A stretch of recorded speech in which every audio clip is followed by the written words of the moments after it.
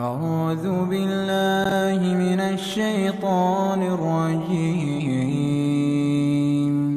بسم الله الرحمن الرحيم.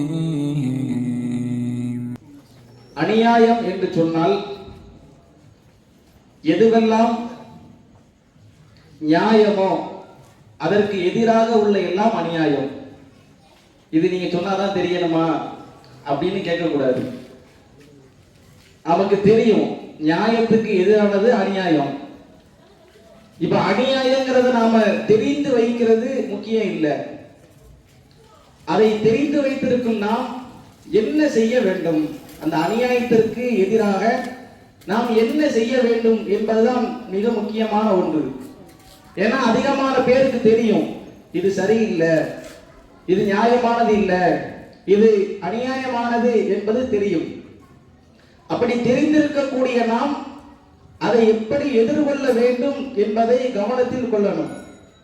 அல்லாஹ் ரப்பல் ஆலமீன் குர்ஆனிலே நமக்கு அழகான ஒரு உபதேசத்தை சொல்லி காட்டுகிறான். யா அய்யுஹல்லதீன ஆமனு, ஈமான் கொண்ட மக்களே. இங்க அல்லாஹ் ஈமான் கொண்டவர்களுக்கான அறிவுரையாக இந்த வசனத்தில் சொல்லி காட்டுகிறான். ஈமான் கொண்ட மக்களே, கூனு கவ்வாமீன லில்லாஹ், நீங்கள் அல்லாஹ்விற்காக நீதியை நிலைநாட்டுங்கள், அநியாயம் செய்யாதீர்கள், அதற்கு எதிராக உள்ள நீதியை நிலைநாட்டுங்கள் என்று அல்லாஹ் சொல்லி காட்டுகிறான்.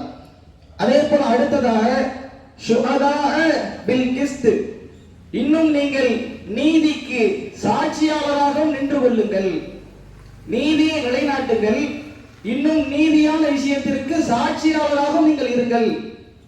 அப்படின்னா அநியாயத்திற்கு எதிராக இருக்க வேண்டும் என்று அல்லாஹ் நமக்கு சொல்லி காட்டுகிறான். அப்ப நீதிக்கு ஆதரவாகவும் அநியாயத்திற்கு எதிராகவும் இருக்க வேண்டும் என்பது அல்லாஹ்வின் கட்டளை. சில பேர் இருப்பாங்க உலக ரீதியாக அநியாயத்தை எதிர்ப்பாங்க. நியாயமானது இது இல்ல, நியாயம்னா சரியானது, நியாயத்தின் பக்கம் தான் நான் நிற்க வேண்டும் என்று சொல்லி உலகத்தில் சில நல்ல மக்கள் இருப்பாங்க. அப்படி இருக்கக்கூடாது. நாம எப்படி இருக்க வேண்டும் என்றால், இது இறைவனுடைய கட்டளை, நியாயத்தின் பக்கம் நிற்பது, அநியாயத்தை எதிர்ப்பது, அநியாயத்திற்கு எதிராக நம்முடைய குரலை உயர்த்துவது அல்லாஹ்வின் கட்டளை. அல்லாஹ்வின் கட்டளை என்றால் அது மார்க்கம், மார்க்கம் என்றால் அது நன்மை, நன்மை என்றால் சொர்க்கம் கிடைக்கும். அப்ப நீதிக்கு ஆதரவாகவும் அநியாயத்திற்கு எதிராகவும் நாம் நிற்பது இறைவனுடைய மார்க்க கட்டளையாக இருக்கிறது. ஏன்னா இன்னைக்கு நிறைய பேர் இதை மார்க்கமாக நினைப்பது இல்லை. ஒரு போராட்டம் நடத்தினா கூட இது எதுக்கு நீங்க தேவையில்லாத வேலையை பார்க்கறீங்க, ஆண்கள் பெண்கள் எல்லாரையும் கூட்டு வச்சு எதுக்கு ஆர்ப்பாட்டம், எதுக்கு போராட்டம், எதுக்கு நீங்க எல்லாம் செய்றீங்க, இதெல்லாம் மார்க்கம். மார்க்கம் ஆர்ப்பாட்டம் நடத்துங்கன்னு நேரடி வார்த்தைகள் சொல்லாவிட்டாலும் அநியாயத்திற்கு எதிராக நீங்கள் உங்களுடைய குரலை எழுப்ப வேண்டும், நியாயத்திற்கு ஆதரவாக சாட்சியாளராக நீங்கள் நிற்க வேண்டும் என்று அல்லாஹ் சொல்லி காட்டுகிறான். அதற்கு என்ன வழி, அதையெல்லாம் தேடி அதற்கான வழிகளை நாம் பயணிக்க வேண்டும். இன்றைக்கு அதற்கு ஒரு வழியாக இந்த போராட்டங்கள் இருக்கிறது, அதுபோல இன்னும் பல வழிகள் இருக்கிறது. அதையெல்லாம் நாம் கையில் எடுத்து செயல்படுத்துகிறோம். அப்ப இது மாதிரியாக கேட்கக்கூடியவர்களுக்கு இறைவனுடைய பதில் இதுதான். இது மார்க்க கடமை. போராட்டம் இதெல்லாம் அவசியமா? அவசியம் என்று அல்லாஹ் சொல்லி காட்டுகிறான். அநியாயத்திற்கு எதிராக நீங்கள் நிற்க வேண்டும். அப்ப இதெல்லாம் மார்க்க கடமை என்பதை நாம் முதலில் உணர்ந்து கொள்ள வேண்டும்.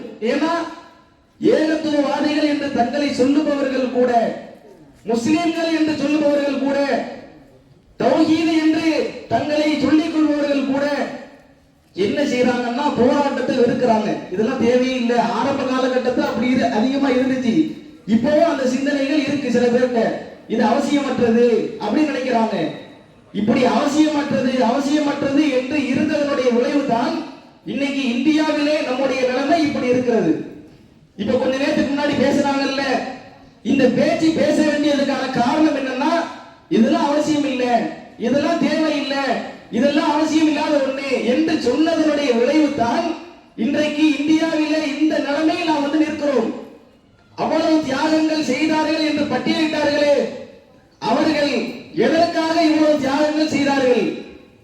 அநியாயம் நமக்கு இழைக்கப்படுகிறது. இந்த நாட்டினுடைய மைந்தர்கள் நாம், இந்த நாட்டை அழகான முறையில் வழிநடத்தியவர்கள். இதற்கு முன்பாக இருந்த மன்னர்கள் எல்லாம் மார்க்கத்தை கடைபிடித்தார்கள் என்று நான் சொல்ல வரல. மார்க்கத்தை சரியாக நடைமுறைப்படுத்தினார்கள் என்று நாம் உத்தரவாதம் கொடுக்கவில்லை.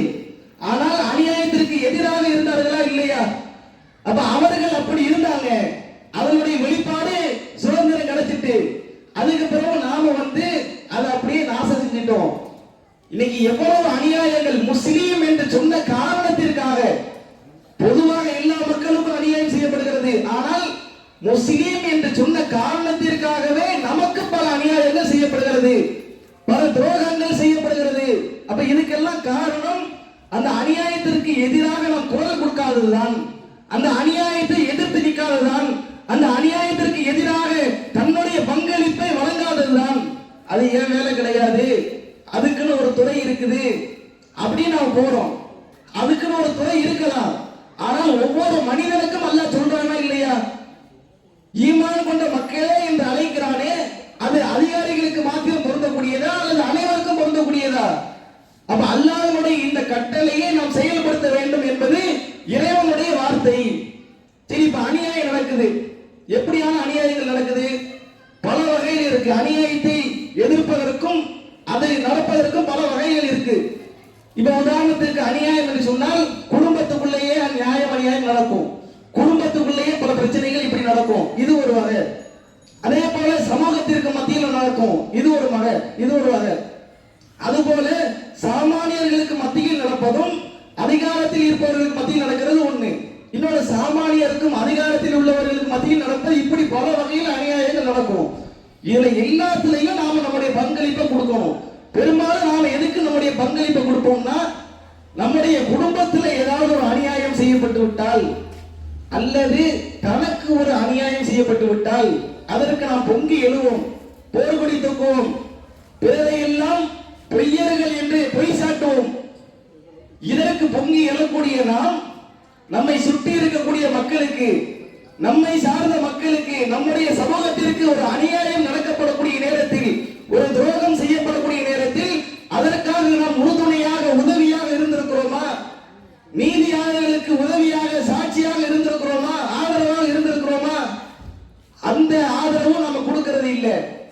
அப்ப நாம என்ன செய்யணும்னா, நமக்கு அநியாயம் செய்யப்படுகிறதா அதே போன்ற அநியாயங்கள் பிறருக்கும் இழைக்கப்படுகிறது, அதற்கும் என்னுடைய ஆதரவை நான் தெரிவிப்பேன் என்று இருக்க வேண்டும்.